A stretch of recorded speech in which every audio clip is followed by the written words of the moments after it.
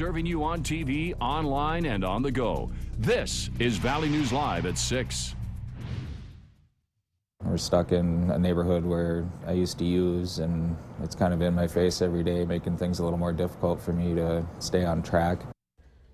One man says because of his criminal record, finding safe and affordable housing is a daily struggle. Good evening. Thank you for joining us. The U.S. Department of Housing and Urban Development reports 95% of current inmates will be released at some point, adding their ability to find safe housing is critical to their re-entry into society. Valley News Team's Giovanna Simic talks with a local man who says he's done his time and stayed clean, but his criminal past is stopping him from having a better future.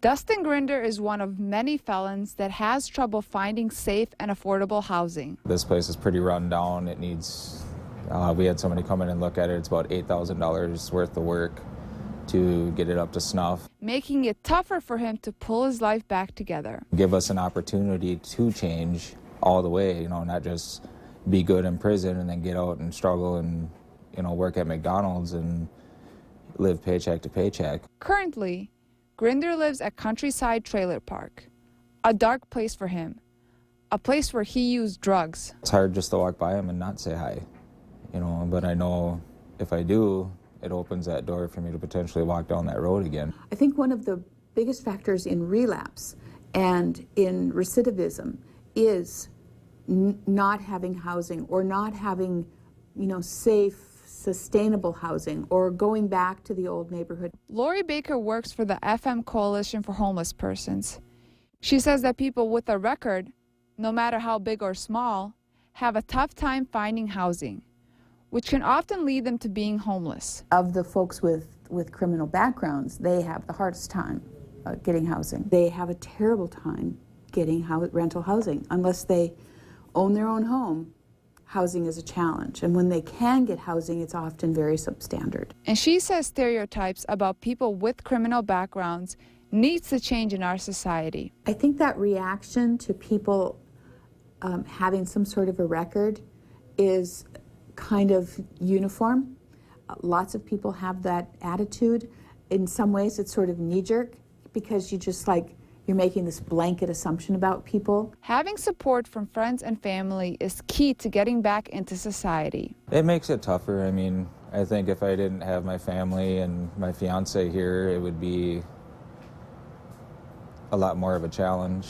I have my mind in the right place this time. Grinder says one bad decision shouldn't define someone's life. Folks with criminal records are just like you or me. We could be there.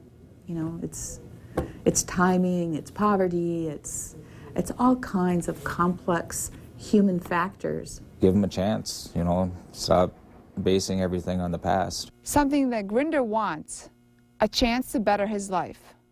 In Fargo, Giovanna Simic, Valley News Live. The FM Coalition for Homeless Persons says, along with having a criminal background, barriers like being disabled also make it hard to find housing, causing homelessness.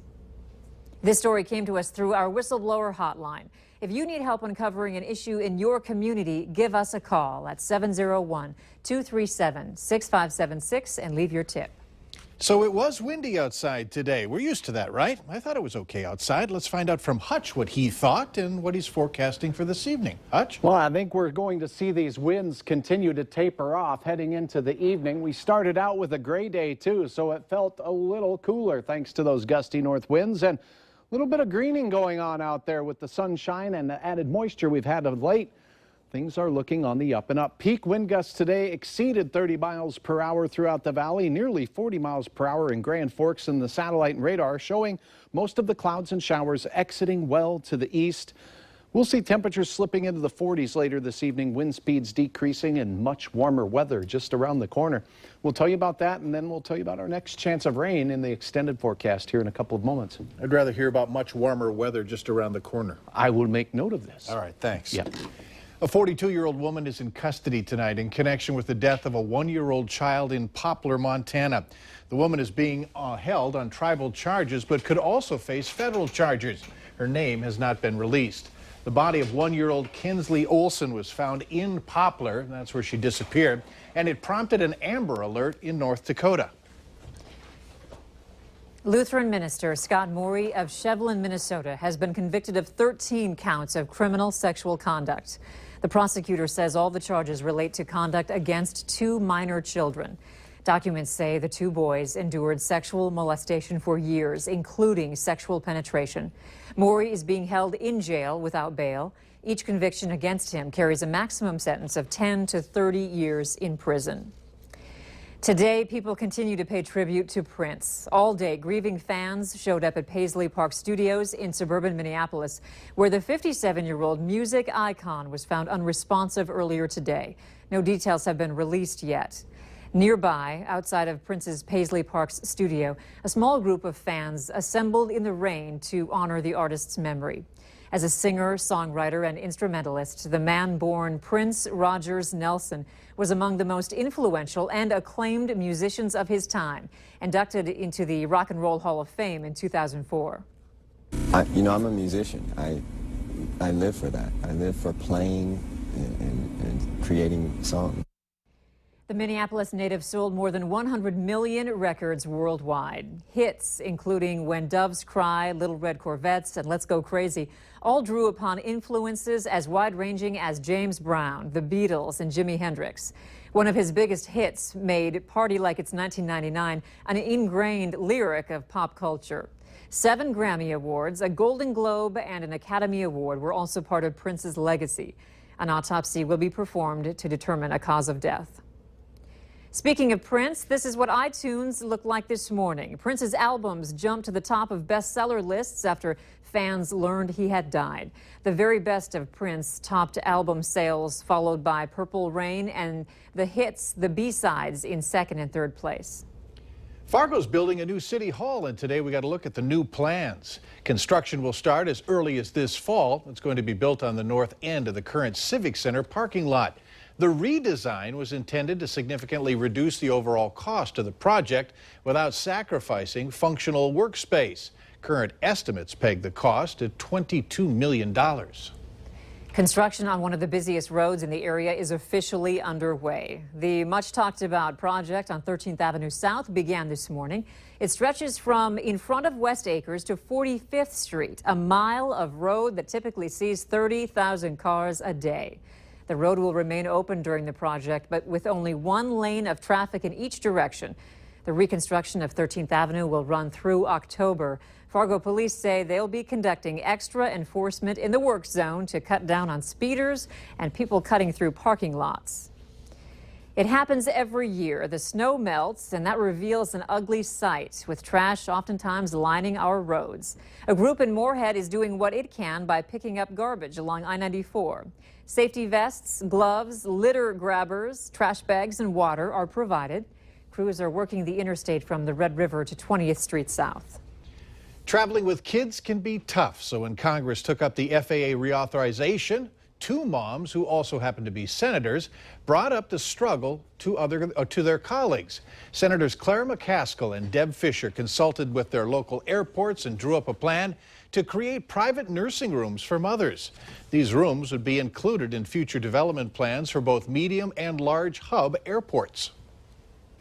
It may not sound like much, but can you imagine being a mother trying to take a new baby on a plane and managing your way through airports and all the bags and equipment that you have to carry? Well, this is one thing that will be, I think, just common sense and helpful for those women. And when someone becomes sick on a flight, attendants turn to their emergency medical kits to take care of their passengers.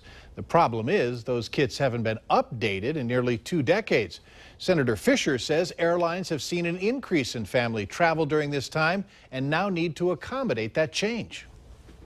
Well, these kits, in many cases, they don't take into account emergency situations that people might face with children on planes, for example, allergic reactions that they don't know about. And it's just time that we look at that and be able to update these kits. In a related story today, the U.S. Senate also passed legislation to fund the Federal Aviation Administration. Flood protection work is not only snarling traffic in downtown Fargo and Moorhead, it's also making a difference in something a lot of you enjoy in your leisure time: golf.